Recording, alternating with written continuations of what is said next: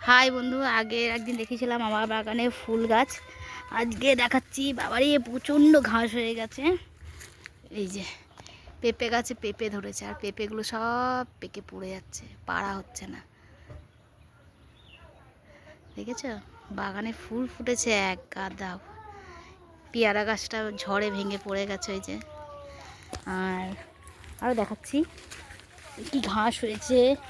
বাগান বাগান পরিষ্কার করার জন্য লোক ডাকতে হবে। এই যে ফুল ফুটেছে কত।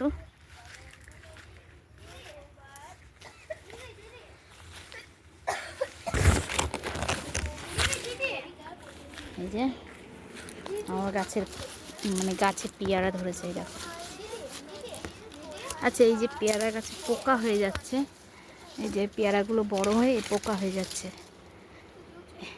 এই যাতে পোকা না হয়, কি ওষুধ দিলে এই পেয়ারাতে পোকা লাগবে না, সেটা আমাকে একটু কমেন্টে বললে ভালো হবে।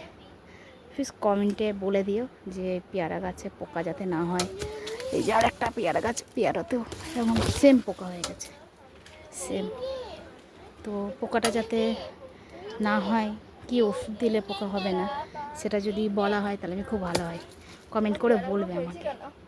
এই যে গাছে এক গাছ পেয়ারা ধরেছে, এক গাছ পেয়ারা হয়েছে। এই যে এইদিকে এই যে পেয়ারা হয়েছে, কিন্তু গাছে পোকা হয়ে গেছে, পেয়ারাগুলো পোকা লেগে যাচ্ছে। তো কী করলে পোকা লাগবে না সেটা একটু কমেন্টে আমাকে বলে দিও, ঠিক আছে? তাহলে আমার পেয়ারা গাছে ওই ওষুধটা দেবো, যাতে পোকা না হয়, পেয়ারাগুলো যাতে খেতে পায়। ঠিক আছে বন্ধুরা, রাখলাম আজকে। কমেন্টে বলবেন কি করলে আমার পোকা যাতে না হয় পেয়ারা গাছে।